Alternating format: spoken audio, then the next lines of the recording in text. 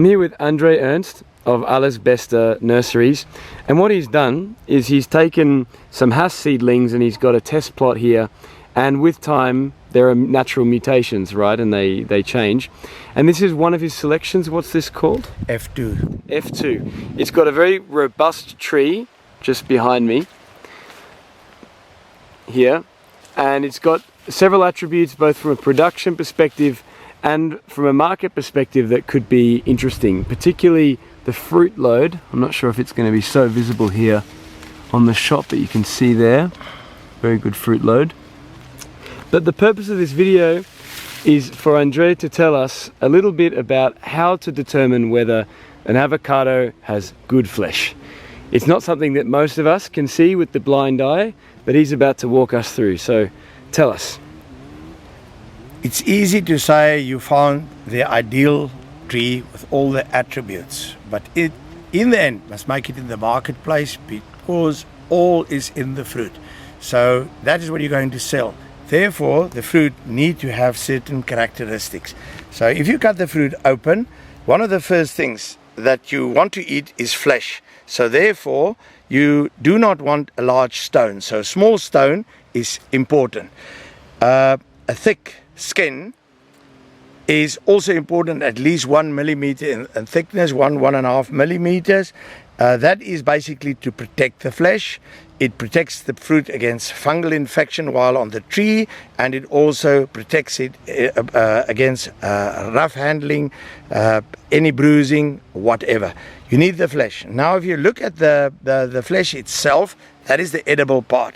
So we want to eat flesh of a nice taste. We do not want stringiness, and stringiness comes from the vascular bundles that's in the fruit. Now the vascular bundles, if compared with humans, is practically speaking the veins of the fruit. If you just point those out. Now the veins will run from the top down to the bottom, and it links up at the bottom with what we call the testa. It's a little skin, seed skin that covers the skin. The cotyledons or the lobes, and right in the center there's the embryo, and that embryo needs to get its nutrients and water from the roots. So that is fed into the fruit or right through to the embryo via what I refer to as the tree veins or the vascular bundles. Now if they are too prominent, then eventually people will say, I don't like that fruit because of its stringiness. That is basically it. But important is also that you have a small seed that is alive and supports the fruit right through the stage while it's still hanging on the tree. And then you get a beautiful tasting fruit in a little bit time, a few weeks time after it's been ripened. That's right, you'll get a beautiful, and this particular selection we know has got a beautiful flesh, you know, to be very attractive. Remember, that's also important. So when it becomes mature, these fruit is not quite mature yet. A fruit is matured when it reaches a specific oil level.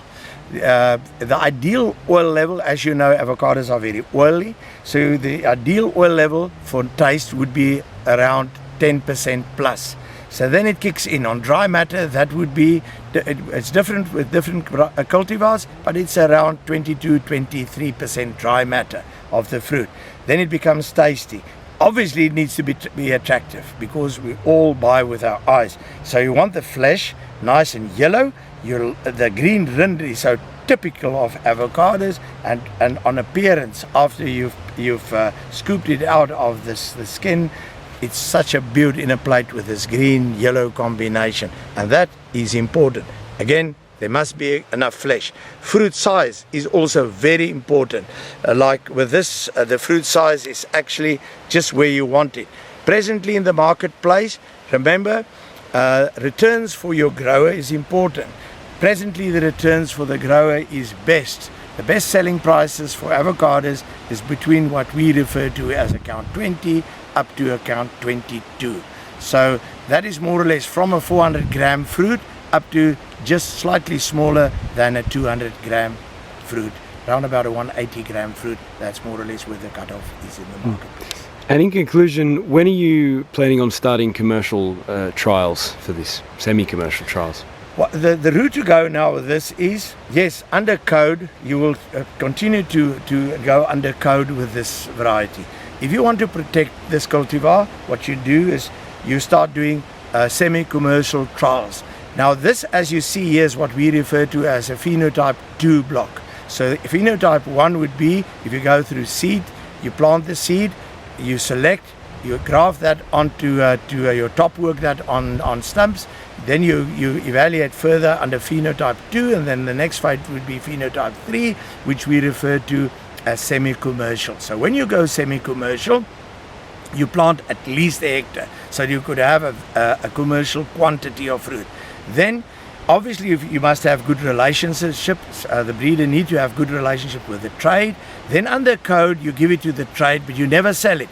You only trial it, because as soon as you start selling it, or as soon as you use it use a particular name, then you cannot brand the particular name. As soon as you sell it, the novelty status gets affected. But you can trial it up to as long as you want, until you're certain that this variety can fill a particular slot in the production cycle of the avocado trees, but also in the demand within the particular market, size-wise and slot-wise. And just finally, would you be able to repeat the code of this variety? This variety, presently the code is F2, but that will obviously not be the used, you know, when we get to protecting the variety.